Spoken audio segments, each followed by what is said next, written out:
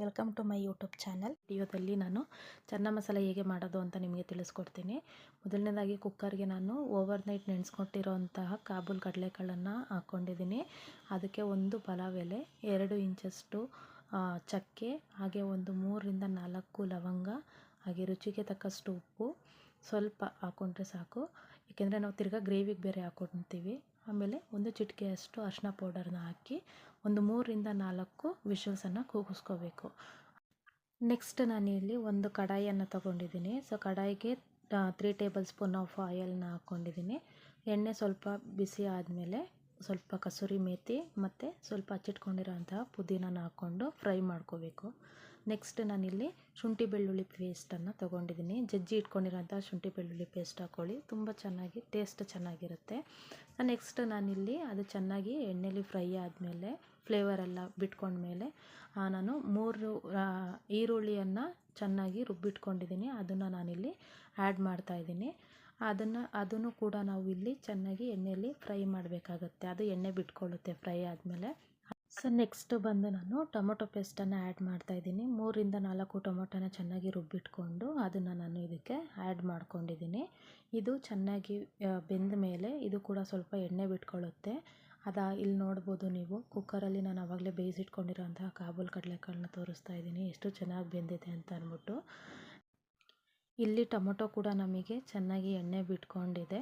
ಇದಕ್ಕೆ ನಾನು ಸ್ವಲ್ಪ 1/4 ಟೀ ಸ್ಪೂನ್ ಆಫ್ ಅರಿಶಿನ ಪೌಡರನ್ನು ಹಾಕೋತಾ ಇದ್ದೀನಿ, ಮತ್ತು 1 table spoon of chilli powder, ಮತ್ತು 1/4 tea spoon of garam masala, ಮತ್ತು 1 ಟೇಬಲ್ ಸ್ಪೂನ್ ಆಫ್ ಧನಿಯಾ ಪೌಡರ್ನ ಹಾಕೋತಾ ಇದ್ದೀನಿ. ನೆಕ್ಸ್ಟ್ ನಾನಿಲ್ಲಿ ನಿಮಗೆ ಚೆನ್ನ ಮಸಾಲ ಪೌಡರ್ನ ಆ್ಯಡ್ ಮಾಡ್ಕೋತಾ ಇದ್ದೀನಿ. ಇಷ್ಟನ್ನು ಆ್ಯಡ್ ಮಾಡಿಕೊಂಡು ನಾವಿಲ್ಲಿ ಅದನ್ನು ಚೆನ್ನಾಗಿ ಫ್ರೈ ಮಾಡಬೇಕಾಗುತ್ತೆ. ಫ್ರೈ ಮಾಡಿ ಅದು ಸ್ವಲ್ಪ ಎಣ್ಣೆ ಬಿಟ್ಕೊಂಡ್ಮೇಲೆ ನಾವೇನು ಬೇಯಿಸಿಟ್ಕೊಂಡಿರ್ತೀವಿ ಕಾಬೂಲ್ ಕಡಲೆಕಾಳು, ಅದನ್ನು ನೀರಿನ ಸಮೇತ ನಾವು ಈ ಗ್ರೇವಿಗೆ ಆ್ಯಡ್ ಮಾಡಬೇಕಾಗುತ್ತೆ. ಮಸಾಲಾಗೆ ಆ್ಯಡ್ ಮಾಡಿ ಚೆನ್ನಾಗಿ ಮಿಕ್ಸ್ ಮಾಡ್ಕೋಬೇಕು. ನಾನಿಲ್ಲಿ ಎಕ್ಸ್ಟ್ರಾ ವಾಟರೇನು ಆ್ಯಡ್ ಮಾಡ್ತಾ ಇಲ್ಲ. ನೀವು ನೋಡ್ಬೋದು ನಾನು ಏನು ಕಾಳನ್ನು ಬೇಯಿಸ್ಕೊಂಡಿದ್ದೆ ಅದೇ ನೀರನ್ನೇ ನಾನಿಲ್ಲಿ ಮಸಾಲೆಗೆ ಹಾಕ್ಕೊಳ್ತಾ ಇದ್ದೀನಿ.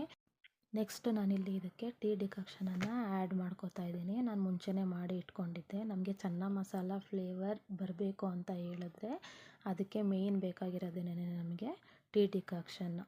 ಸೊ ಟೀ ಡಿಕಾಕ್ಷನ್ ಹಾಕಿದ್ಮೇಲೆ ಅದು ಒಂದು ಕುದಿ ಬರೋ ತನಕ ಕುದಿಯೋದಕ್ಕೆ ಬಿಟ್ಟುಬಿಡಬೇಕು.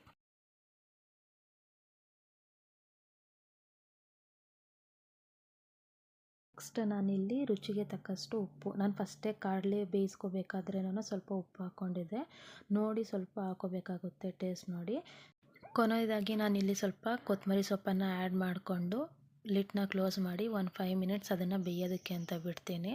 ಸೊ ನೆಕ್ಸ್ಟ್ ನಾನಿಲ್ಲಿ ಸ್ವಲ್ಪ 1/4 ಟೀ ಸ್ಪೂನ್ ಆಫ್ ಶುಗರನ್ನು ಆ್ಯಡ್ ಮಾಡ್ಕೋತಾ ಇದ್ದೀನಿ. ನಾವು ಶುಗರನ್ನು ಹಾಕೋದ್ರಿಂದ ತುಂಬ ಚೆನ್ನಾಗಿ ಟೇಸ್ಟ್ ಬರುತ್ತೆ ಅದು. ಇಲ್ಲಿ ನೋಡ್ಬೋದು ನೀವು ಎಷ್ಟು ಚೆನ್ನಾಗಿ ಥಿಕ್ನೆಸ್ ಬರ್ತಾ ಇದೆ ಅಂತ ಅಂದ್ಬಿಟ್ಟು. ಇದೇ ಪ್ರೊಸೀಜರು. ನಾನಿಲ್ಲಿ ಕ್ಲೋಸ್ ಮಾಡಿಬಿಟ್ಟು ಗ್ಯಾಸನ್ನು ಆಫ್ ಮಾಡಿ ಅದನ್ನು ರೆಸ್ಟಿಗೆ ಬಿಟ್ಬಿಟ್ಟಿದ್ದೀನಿ. ನೀವಿಲ್ಲಿ ನೋಡ್ಬೋದು ಎಷ್ಟು ಚೆನ್ನಾಗಿ ಥಿಕ್ನೆಸ್ ಆಗಿ ಚೆನ್ನ ಮಸಾಲ ನಮಗೆ ರೆಡಿಯಾಗಿದೆ ಅಂತ ಅಂದ್ಬಿಟ್ಟು. ಪೂರಿ ಇಲ್ಲ ಗೀ ರೈಸ್ ಜೊತೆಗೆ ಚೆನ್ನ ಮಸಾಲ ಕಾಂಬಿನೇಷನ್ ತುಂಬ ಚೆನ್ನಾಗಿರುತ್ತೆ. ವಿಡಿಯೋ ಇಷ್ಟ ಆದರೆ ಒಂದು ಪುಟ್ಟು ಲೈಕ್, ಶೇರ್ ಆ್ಯಂಡ್ ಕಮೆಂಟ್ ಮಾಡಿ.